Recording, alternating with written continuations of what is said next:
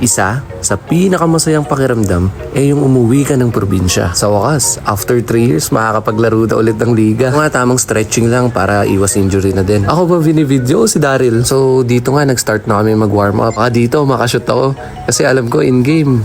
Nako, malabo. Simula kasi nung nagpunta ako ng Manila, bihira na ako makalaro talaga. Ayun, konting takbo lang, hinihingal na. Hoy, Noy Paul, unsa naman ka diya? So ito na nga, tamang warm up lang. Tamang takbo, tamang shoot. Bang! Ano siya? Delay up pa oh. So dito, nakikita ko na yung mga barkada ko. Isikan chow na yung iba eh.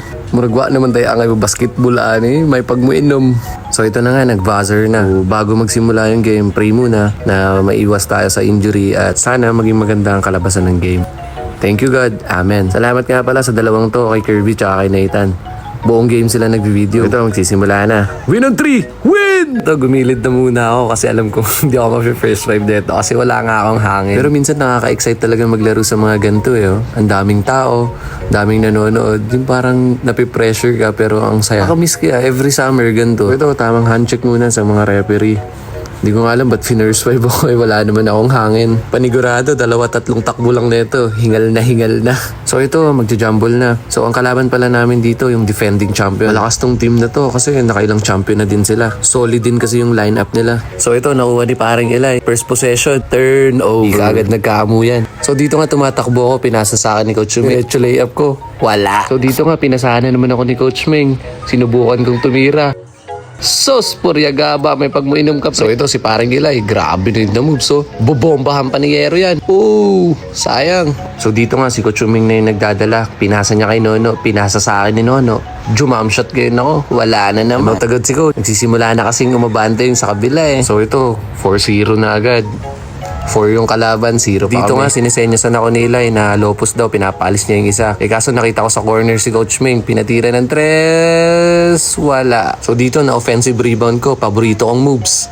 Wala. Kailang tira ka na, lumabas ka na nga. Dito, tamang explain lang kung ano yung mga lapses namin. Then mag-usap. May tinatanong lang ako dito, tapos ini-explain si Coach Ming. Si Coach Ming ang may hawak nito ng bola, sumisenyas ako sa ilalim. Finake ko, wala pa rin. Ano ba yan? May pagmagtagay na lang dapre. Dito, tumatakbo si paring Eli. Tamang bangga, bang! Boarding yan. Dito, penalty na sila, kaya free throw si Manoy. Yes. Ito, ang ganda ng vision ni Dinik eh, oh. Kitang-kita niya si Coach Ming. Ganda ng pasa nun. Labas ka muna pre, kanina ka patakbo ng takbo, wala ka namang score. Halatang walang hangin eh oh. Ano pre, kaya pa? Inom na ta. So, dito nga, nararamdaman ko na yung paa ko, yung injury ko nung nakaraan, parang bumabalik eh. Tinek ko muna kung maayos pa naman yung lagay ng paa ko. Sinitan nga, natutulala sa ganda ng game. What's up sa inyo mga pare ko eh. Nakakapagod na talaga mag-basketball. So dito wala kaming center, kaya center muna ako. Ito, inatake na Dinik yung lobo. Foul yan. Ito, nagkamali pa ng bagsak. Tako, lumalaki na yung lamang. So ito, hawak ni Coach Ming yung bola. So dribble muna. Sa possession nga na to, pinasa sa akin, fake. Then pasa kay Joshua, pinasa kay Coach Ming. Sayang, wala. Ito nga, makikita mo, tumatakbo talaga si Coach Ming, oh. Lumay-up pa yan.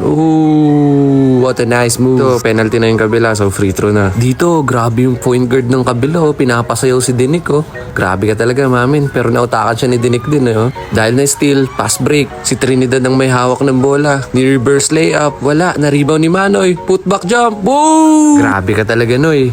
Dito, tumatakbo talaga si Coach Ming kaso na-foul siya. Sigaw na nga si Nathan dito kasi unti-unti nang bumababa yung lamang. Ang saya din talaga nitong dalawang to eh. Oh. Magkamo ka eh. Dito, free throw si Coach Ming.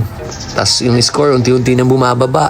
End of third quarter. So, konti na lang yung lamang. So, dito, tamang appear muna tayo sa teammates natin kasi napababaan nila yung lamang. Galing. Oras na to, halos pagod na rin talaga lahat. So, back to the ball game. Si Dinik yung may dala ng bola. So, nire-rush na nila kasi lumamang na naman. No foul yun.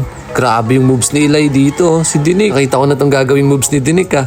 Uy! Tinamaan ba talaga yun? Ito, grabe yung tatang moves ni Manoy. Ito, napasahan na naman nga ako. Pagtira ko, wala talaga. Dito, may nangyari pa nga. Natamaan yung pa ako nung may dumive sa bola. Nakapasok ko lang yan, pero labas agad. Grabe. Dito, tamang hilot na kasi medyo masakit talaga. Hindi feel ko kung kaya ko pa ba. Free throw si Eli. Isa lang yung pumasok.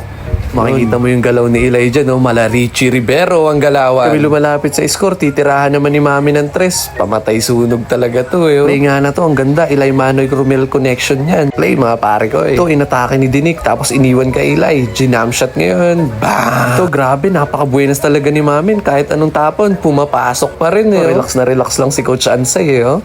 Dito, sa moves na to, grabe. Binali pa ni Coach Ming, eh, oh. Dito, kinulang talaga kami. Doon talaga ang laro. Minsan may nananalo, minsan may natatalo. So ngayon, kami yung talo.